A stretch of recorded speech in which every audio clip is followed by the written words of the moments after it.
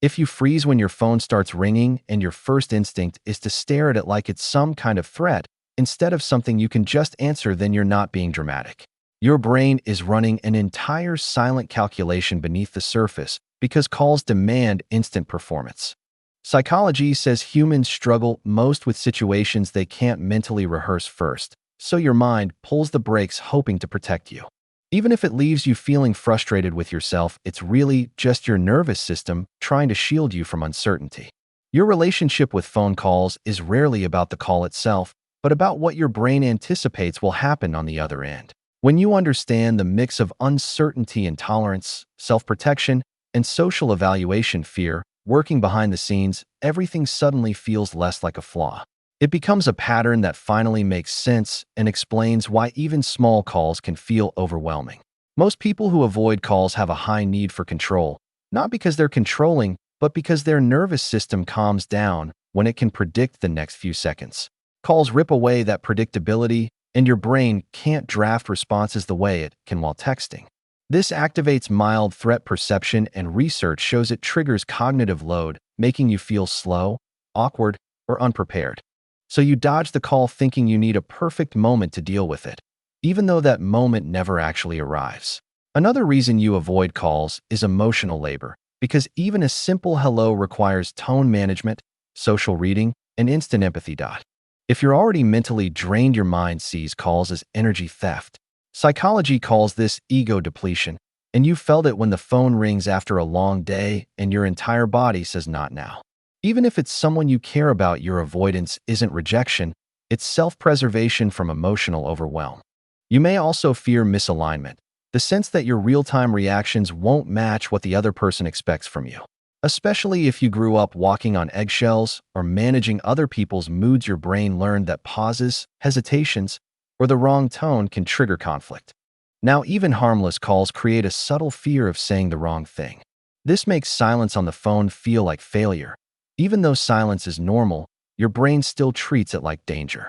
A lot of call avoidance comes from the way phones compress social pressure. Every second you don't respond feels magnified, and your brain starts overthinking tiny things like how your voice sounds. Whether you're being too blunt or too soft, or if the other person can sense your discomfort, this is the spotlight effect. The spotlight effect is the psychological idea that you think people notice more about you than they actually do. It makes phone calls feel like an unwanted stage performance you never signed up for. Finally, you avoid calls because texting gives you something calls never can: emotional buffering.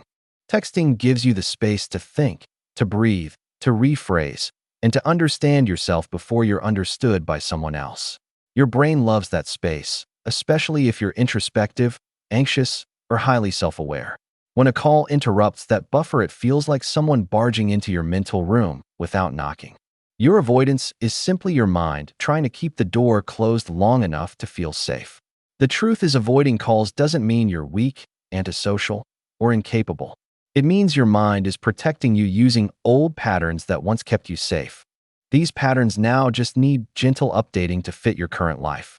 Understanding these patterns is the first step to rewriting them.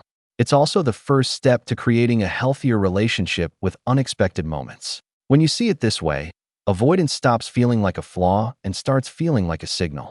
A signal that your brain is aware, cautious, and trying to help you navigate uncertainty. Accepting that signal can reduce shame and self-judgment.